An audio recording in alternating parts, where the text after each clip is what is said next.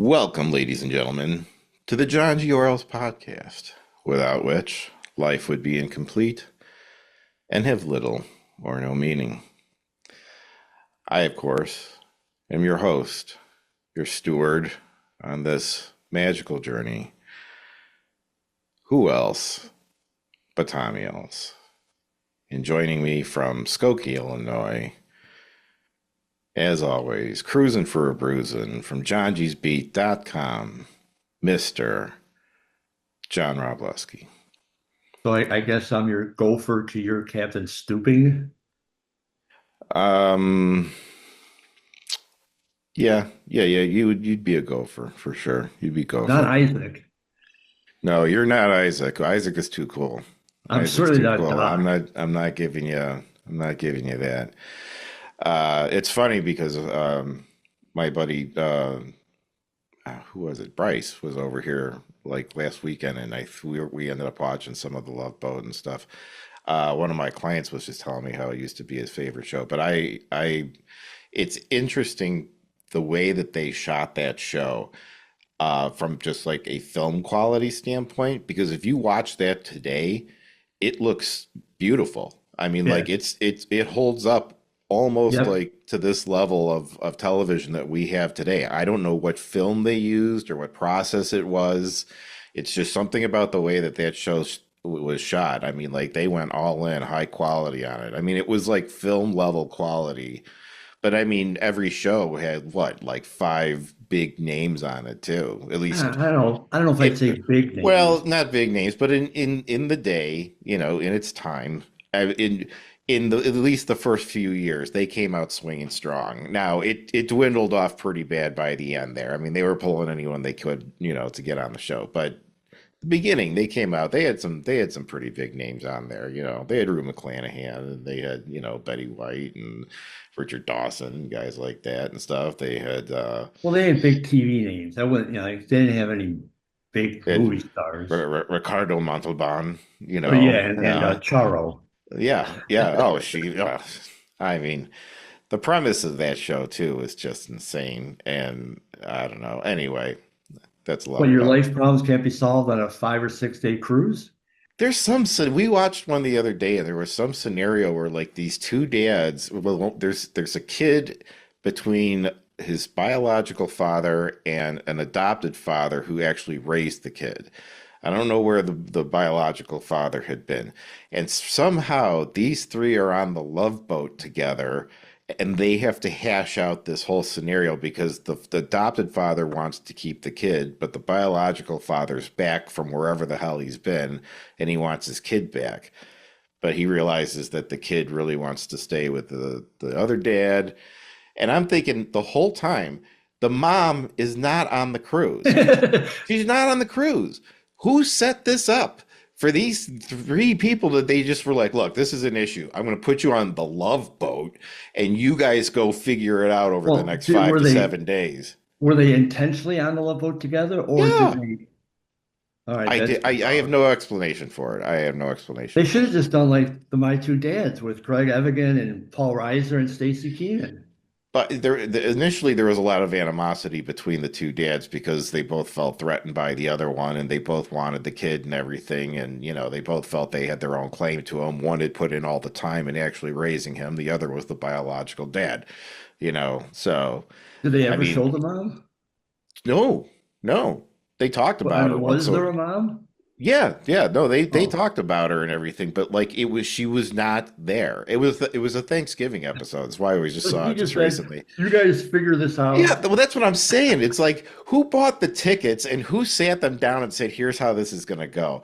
You're going to send you guys all out on the with the Love kid." Boat, yeah, with the kid, and put this kid in the middle of all of this stuff too. Crazy. And then the thing with the Love Boat too is that they have like anywhere from 4 to 5 storylines running at a time. So this was only one part of Yeah, this episode was this thing with the two dads and the kid. But they do that thing where it's like they have their scene, and as their scene is ending, yeah, the yeah, next yeah. the next group of people come like walking behind him, and so the camera like swerves off and now follows them, and now you're seeing like what's going on with them, and the husband and wife trying to rekindle the relationship or whatever it is, and Was the kid a star of a TV show back then, like the little kid on no, he was Different nobody. Strokes? No, he was nobody. This must have been his big moment. I don't, he wasn't of any notoriety or became anybody that I know of at least. But yeah. Uh, so yeah.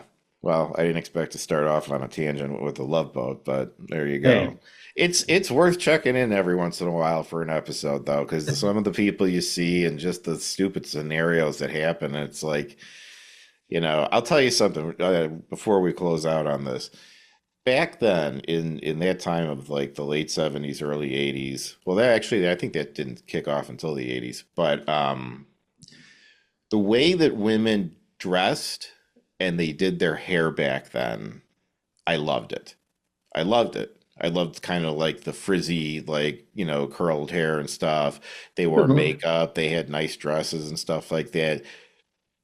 Nothing but bikinis on the Love Boat. I mean, like Oh. nobody is in anything less than bikini shape on the Love Boat. You never see like, an overweight couple or anything walking around. You don't.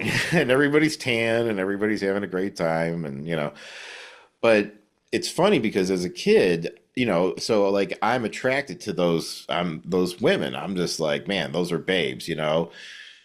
And so my thought process as a kid is like, well, when I grow up, give me one of them. I never thought about the fact that like styles and fashions change, hairstyles and things like that. There's no women around like that at all now. That I mean, if there are, it's a rarity. But I mean, it's not the style. It's So you just just wanted so you would have liked it just to freeze at that time frame and yeah, and I feel like people used to wear cologne and perfume more back then. I feel like well, that's and don't get me started on that. You look at a ballpark, you look at an airplane. People used to dress up to go on an airplane. People used to wear suits to ball games. Yeah, yeah. Well, I mean, I don't know that we have to go that far, but I mean, like, but yeah, I get what you're saying. I mean, we've gotten a little too comfortable. Yeah, no, people are going to, the grocery store in their PJs at this point. It's kind of like, who cares? But I don't know. It's just funny that like, because when I watch The Love Boat, I'm like, man, I'm like, that's when women were women, man. I'm You wanted a just. little bit of Rue McClanahan. Rue McClanahan's had her moments in time. Hey, she She's had what, still. 8 or 9 other husbands? You I could have mean, been there. I believe she was very much the Blanche Devereaux Oh, no doubt. type. I think she was cast that way for a reason. So, well, anyway, that's what I have to say about that. So, All right. so today I wanted to talk about a recent experience I had. Um, this is the 30th anniversary, as you well know. It's well documented that I am a very big Smashing Pumpkins fan, and would go so far as to say they're my favorite band. Uh, and so I've seen the Pumpkins play live. Believe it or not, I've only really seen the Pumpkins play, I think, 3 times in various formats as far as band member arrangements and stuff. Uh, but I got to see something very unique the other night. So it's the 30th anniversary of their seminal album from 1995, Mellon Collie and the Infinite Sadness. I have a big 24 by 36 poster of it up in my room that our buddy Joseph White from Whitney Collectibles framed up for me. I love that album. It's a double 28 song album. And to celebrate it this year, Billy Corgan he teamed up with the Lyric Opera House, and they were going to do what they called a night of melancholy and infinite sadness. And now over the summer, I did get to go see Beck play with the Chicago Symphony Orchestra, and that was an incredible evening. I loved it. I've also gotten to see Danny Elfman play um, with whatever the LA Symphony is at the what's the bowl? The Hollywood Hollywood. Bowl. Hollywood Bowl. And they performed the entire Nightmare Before Christmas movie, Oh wow. and that was with Catherine O'Hara there and Paul Rubens as well, as they were voices of some of the characters in it. So I've gotten to see some pretty cool, unique concerts, but this was different in that this wasn't just him with an orchestra and him playing along with it or anything like that. You had a full orchestra, a full choir, two male opera singers, two female opera singers. Of the 28 songs on the album, they did 19 of them. And Billy only sang on four of them. Hmm. And the rest of them were all interpreted by them. And so some of them had anywhere from one to all four of the opera singers. And so it was, and it was a very powerful evening. And I wanted to just kind of tell that part of the story first because getting to this evening was really where the story is here. So I got tickets to this March 30th of this year. Okay. The show was November 23rd, opening night, opening night at the Lyric Opera House for Billy Corgan's big operatic debut. So I'm all excited about it. Got the tickets through StubHub. So it says that it won't release the tickets until the day of the show, and which kind of made me a little nervous because I kind of would like to just have my tickets. Oh yeah, totally. But I believe that it's a countermeasure to people scalping tickets, so they don't have any street time really, basically. So whatever. But since March 30th, I would check in on StubHub once in a while and look at my account and make sure that and it would say you have two tickets, they will be released on this date and whatever, and paid for, confirmation number, all the stuff and everything. So I'm like, all right, because these were not cheap tickets to get. It was 7 nights, this whole thing, and it pretty much sold out. If you sell 98%, that's considered sold out. Yeah. Although you probably know that, but for those who may not. So anyway, here it is. It's the day of the show. All right, got this whole thing planned out. Gonna take the train. Okay, I live just a few minutes from the train. This is beautiful. Just a few minutes from the train. So it takes me about 8 minutes to walk down there. And then the Lyric Opera House is like 1 block away from the metro station downtown. So, I mean, like, this is easy peasy. Like, this couldn't be any easier of a commute to go to this thing. It's wonderful. So, about 10 a.m., I go on to StubHub to check and see, what the ticket situation is. And it says your tickets are available. Click here and go get them. I'm like, rock on. Click it, and it says, we just sent you an email. In the email are your tickets. Okay. Go to my email. There's no email. So I go through like my spam. I'm going through the trash and I'm going through every folder that's on there. I'm doing a search through the whole thing. Can't find it. Not there. I go back to StubHub. It says the same thing. It says, we sent you the email. Your tickets are there. Enjoy the show. So now I get on and I'm talking to the little chatbot thing and I'm trying to see if I can get someone to help me. And eventually they put me on with an actual person. So I talked to this guy and he says, well, it shows on our end that they've been sent. And I said, well, it shows on my end that they've been sent too, but they're not in there, you know? So I had to take screenshots of like all of this, my inboxes and stuff like that to show them like, not bullshitting. I don't have them. So he says, well, we'll contact the seller and we'll have him resend them or something like that. He said, all right, fine. So a couple hours go by. And I check, go on StubHub. Thing says tickets are available. All right. Click on it. Just sent you an email. Great. Go to my email. No email. Same thing. Now we're coming up about 1 o'clock in the afternoon. Okay. Train leaves at 6, shows at 7:30. So starting to get worried here, you know. Running out of time. Yeah. Fortunately, that day I was working at home, so I was at my computer most of the day. So, but it's like, when something like this comes up, like what if I got off of work at like 5:30 or something like Oh that yeah. and something had gone wrong? It's like, you're screwed. Like, what are you Oh, I going to hate the do? system. Absolutely. So I was just like, whatever. So I get on and now I'm talking with another guy. And this guy, he's really like reassuring. He's like, look, man, I promise you, you're seeing the show tonight. We're gonna figure this thing out. I know it's in a few hours. Just hang in there with me. We're gonna make this happen. So I'm like, all right, I like this guy. He seems like he's on a mission. I'm like, rock on. So he tries contacting the seller, and then like I'm just on hold waiting, basically. And it's like, well, the guy may not answer his phone or look at his email or whatever the hell it is that they're doing to try to contact this guy. So after a while, he says, well, you don't have to sit here and wait. He said, when I hear from him, what I'm going to do is I'll have them send us the tickets, and then we'll send you the tickets directly from us, and we'll do it that way. I said, okay.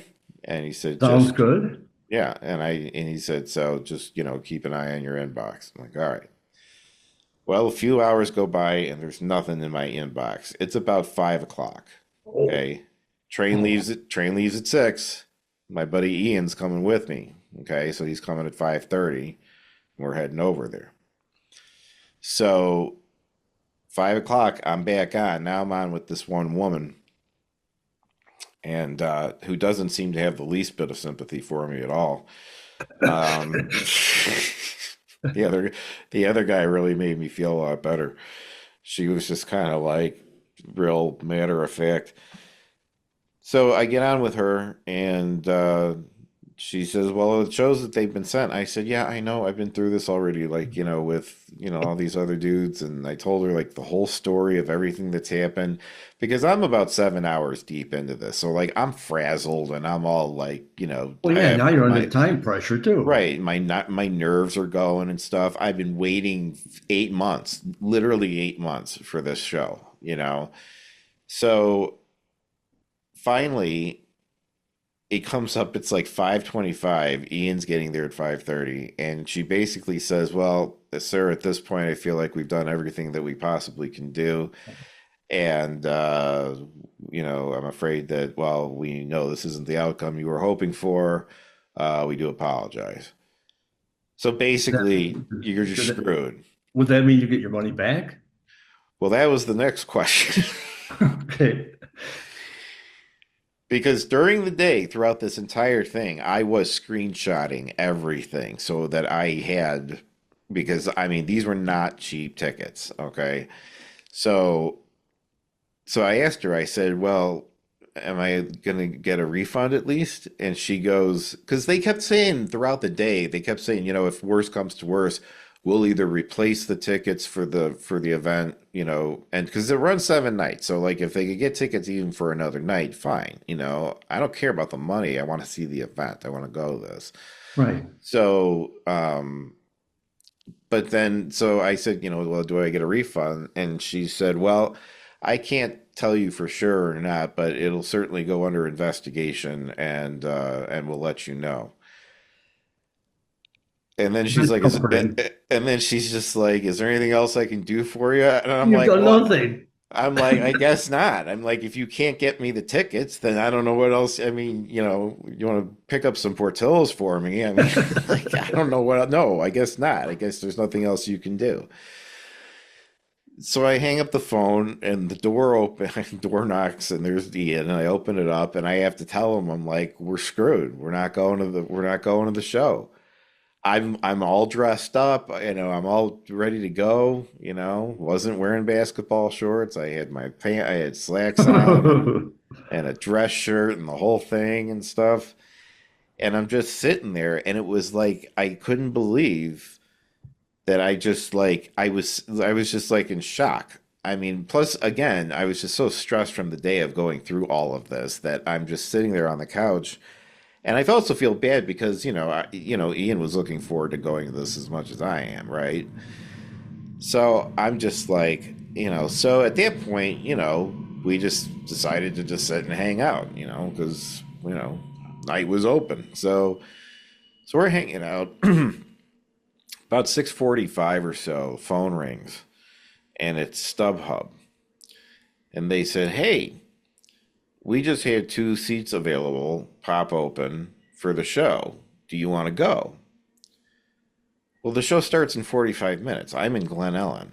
I mean, like, there's no way. I'm like, unless I told her, I said, well, I'm like, where do you think I am? I'm like, I'm not standing in front of the Lyric Opera House right now. Even if I lived in the city, let's say like I lived in like Lakeview, you know how hard it would be to get from there to Yeah, the Opera House in 45 minutes, even though it's like 4 miles on right. a and it was on a Friday night, you know. Be easier to walk if it was that close. Right. I mean, it's like there's no way. And I told her, but it was just like one more kick in the gut because, like, hey, we got tickets. And it's like if you even thought there was a chance, I would have rolled the dice and just taken the train down there. Yeah. And if they said like between 6 and 7, we might have something last minute or whatever, we'd at least be down there so we could go. And if nothing came through, we turn around and we take the train back. We were just sitting on the couch anyway. We would have just been sitting on the train instead. So, but there was just like one more kick in the gut. So, but then she says, "Well, all right, if you can't go, then we'll refund your tickets. You'll get your money in 5 to 8 days." Oh, good. So I'm like, "All right, well, whatever." So, but I'm still sitting here without getting to go. So I was not happy. I was not happy. So the next day, I'm mulling over it and I'm trying to figure out like if there's any way to still go because as far as I know, this thing is sold out. So uh, I had And talked I to a assume few. tickets were like ridiculous now and stuff of it. This, Well, and that's the thing too, is anything that's left is going to be crazy expensive, yeah. right? So, however, I had talked with a friend who was able to find a way for me to get some tickets reasonably priced, actually, uh, from the Lyric Opera House itself. Ooh. So I was able to get two tickets for the Wednesday night show, the night before Thanksgiving. All right, now we're back in business because now, no matter what, because the Lyric Opera House doesn't release the tickets until the day of the show either. So, so this is just something everybody does. So I don't think, it's not like that's a StubHub thing, but, anyway. I figure though at this point, because my receipt is through the Lyric Opera House, I've got to order confirmation. It's all through them. Like if I showed them the StubHub thing, they wouldn't have cared, Right. or Yeah. but this now is like, them. So here we go. It's the day of the show. All right. And I get up and tickets are there. Tickets come through. We're looking good, right? Feeling good the rest of the day. Next day's Thanksgiving, got the day off, gonna get to sleep in. Real casual, real calm going into this whole thing. And Ian shows up at 5:30 as we had planned before. We take just a few minutes, but that night in particular was very windy, if you recall, the night before Thanksgiving. I It was do. it was about 30 to 40-mile Yes. winds and it was about 25 or 30 degrees outside, something like that. I always walk to the train station from my place. But because of this weather, we were just like there's a garage downtown Glen Ellen that's just like a few minutes from the train station. We'll just drive there and then we only have to walk in that much, to get there, right? So about 20 till we take off, go downstairs, get in my car won't start. Oh, jeez. I just got a new battery in June. So it should have no problem at all. I didn't leave the lights on that I could tell or anything like that. I don't know what was going on, but that engine just would not turn over. And I was like sitting there, I'm like, you have got to be kidding me. So my first instinct is, all right, we're gonna hoof it. Like let's just go. We're just gonna have to tough it out and get through this weather, you know. And then Ian was like, well, I got a car too, man. And I was like, oh, that's right. Okay. But this sucks now too, because now, I know you're going to enjoy the show, but in the back of your mind, you got the thing like, I got a car to deal with now on Thanksgiving. Honestly, I wasn't as worried about the battery because I knew it was a new battery and worst case scenario it probably needed to be jumped or something like that. Like Okay. I wasn't too worried about it, and I've got a buddy in the building. I've got two guys in the building. One is a maintenance guy who used to work on cars and the other guy owns a shop. And You're I've covered. I figured I'd be fine. And the next day was Thanksgiving, and I actually, like I had places I could go, but nowhere I had to be. So I wasn't too worried about that. I was worried about getting to the show. That's all I cared about. So we hop in his car, bang, we start heading downtown. And we get to the garage, and it's only, like I said, it's only Even. about 5:45, so it's not that late or anything like that. And the garage is absolutely packed. It has nothing, no spaces. I've never seen that thing packed. And so now we can't park there. So now we're just driving around. We're just trying to find a place downtown, and there's nowhere to park.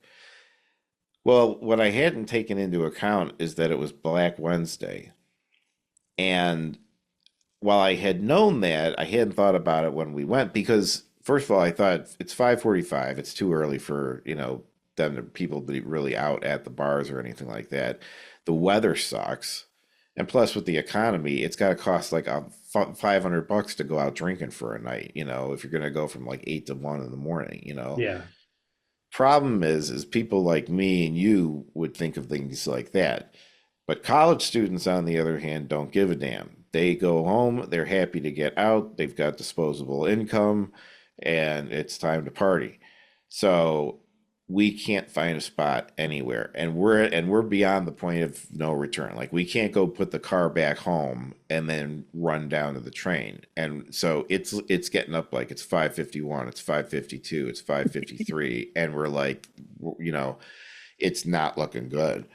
So finally, there's just nowhere to go. And so he pulls up to the train station and he says, just go. He's like, get out. You're not missing this show. He's like, go.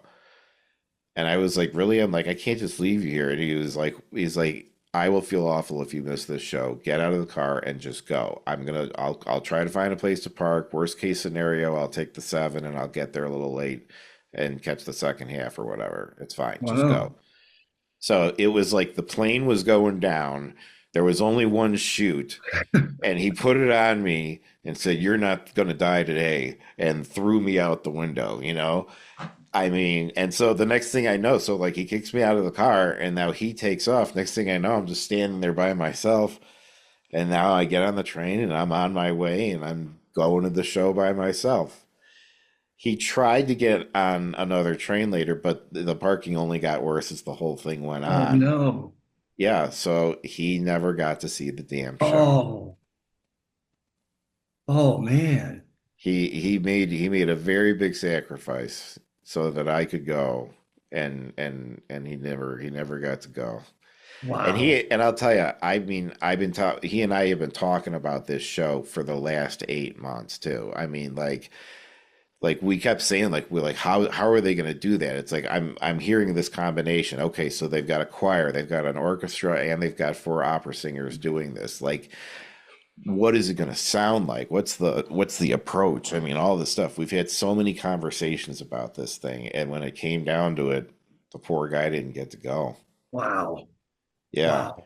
So this was there was a lot of drama and a lot of effort went into going to see this performance. And you can find stuff if you look up on YouTube on the Lyric Opera's channel. They've got like some minute and a half segments of some of it that they shot, but there's also a lot of fan footage that's out there. If you want to see like kind of how it sounded and what it was like and stuff. I was going to ask, you think they'll come out with a, CD I or DVD or I would something? absolutely I would pay for it in a second. I would. It was the interpretations of the songs were I mean they're very operatic. I mean like these are opera singers singing the songs and it's interesting you hear them in a different context, but then the choir was able to add like a whole different tone. I loved when the choir would kick in because it really put a lot of energy in it. The choir and the orchestra could really like put some power behind certain notes and certain parts of the songs. And you know, the Lyric Opera House itself is a very beautiful place. Oh yeah. The seats I had were actually pretty good. Well, that was my next question. Two-part question. You don't have to reveal the exact amount, but were the tickets more expensive, less expensive, or about the same as what you originally had? And were the seats better or worse or about the same? I think, honestly, I'll say that I got the second set of tickets almost $100 cheaper, and the seats, if I'm correct in what I remember the original seats being, I believe these were better seats Nice. because I think we were. It's kind of hard to say because the original seats were in the like the first balcony and kind of higher in the back. But that also gives you a decent view of everything, though, too. You know, it's Right. not necessarily bad to be in that spot. And then acoustically, that can be a good place, too, because the sound really can carry up into that part.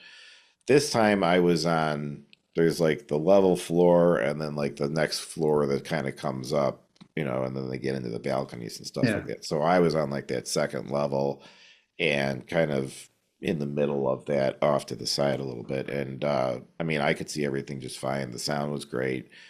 Um, it was good. And you know, and it's one of those things where like you go to a thing like that, you know that the people there are all diehard, you know, Pumpkins people, you know, who I mean, it's just you're with your people, you know. Right. It was a nice night to be with my people, you know.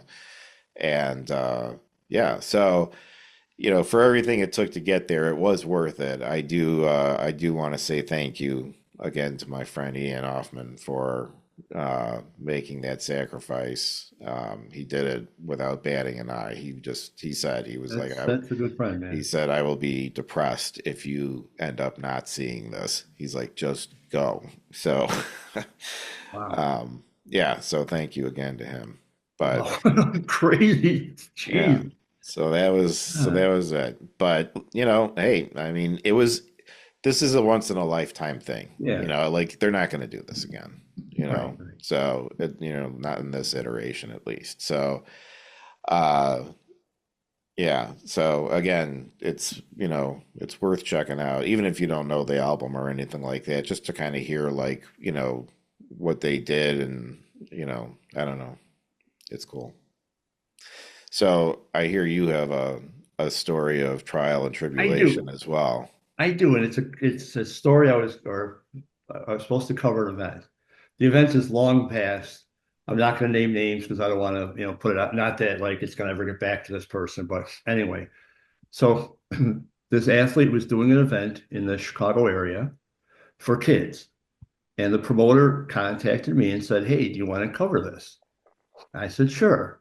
All I request is that I get a picture with this person for social media. I said, I'd like to get a short interview, just like a soundbite quote, but I understand if that's not possible.